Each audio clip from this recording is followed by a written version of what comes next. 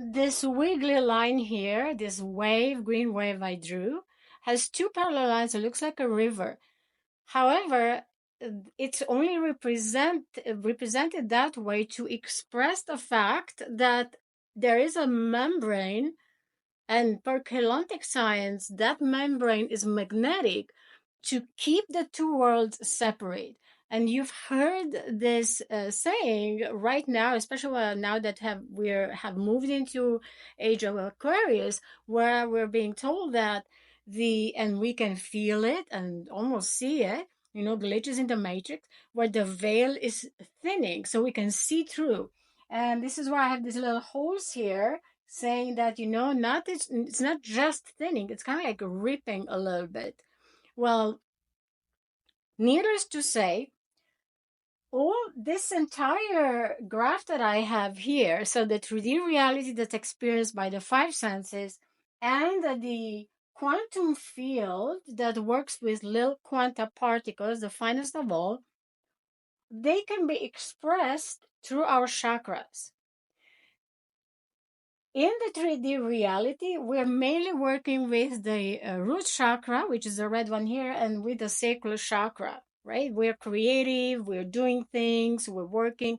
However, the other ones, the solar, the heart, right, the throat chakra, and the crown chakra, up and further above, they work at a different level. These upper chakras work mainly inside the quantum information field. And it's called the information field because everything that can be imagined exists there.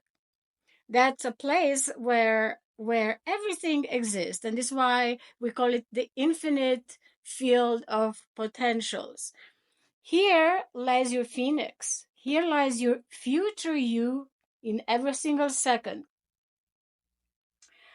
Now, the scalar waves have the ability to go back and forth and penetrate all matter that exists. And through scalar waves, we actually experience the quantum field. And this field being responsible, not responsible, but has contact with kind of like wires that connect to a piece of equipment, to our thoughts, right? Our crown chakra, to our what we're imagining, our dreams, all this, like the thoughts that we're expressing, the words. The words, you can't really measure the words. Words are simply vibration, right? It's just sound, right? And then how we're feeling sometimes, and a lot of star seeds and light workers are experiencing, very empathic people are experiencing weird heart palpitations when a solar flare hits, or there's something happening, geomagnetic storms. Well, those are not being picked up by the regular by the medical industry, right?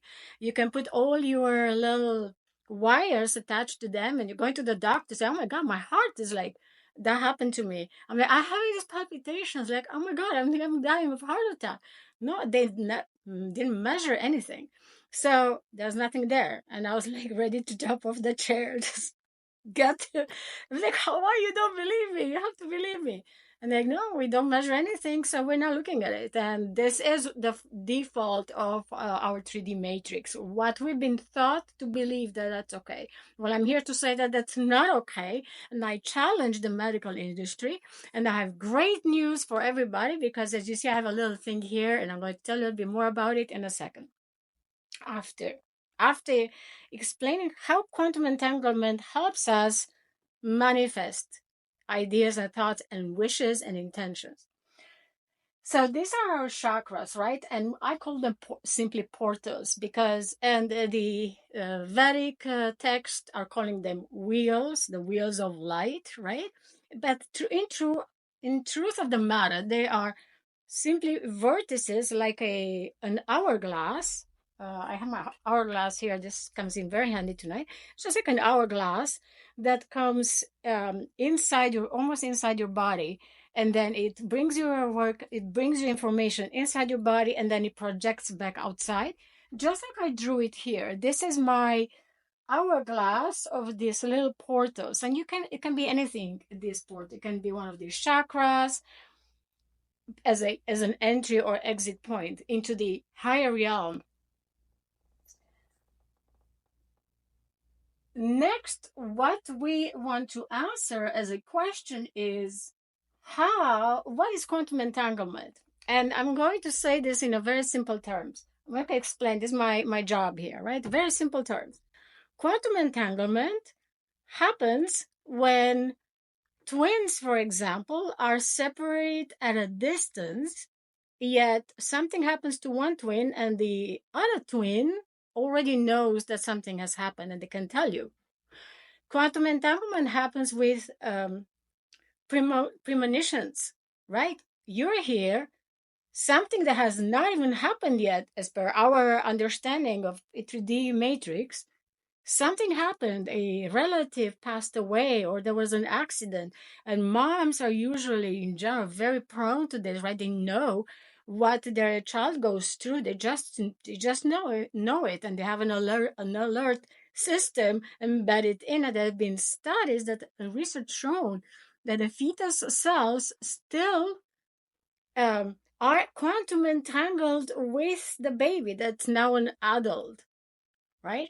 So there is explanation for what happens to all these overlooked symptomatic flares that we're experiencing, especially now, more and more and more, especially with the new wave of star children coming in, with the indigo wave, the initial one, and the waves of volunteers as per Dolores Cannon work.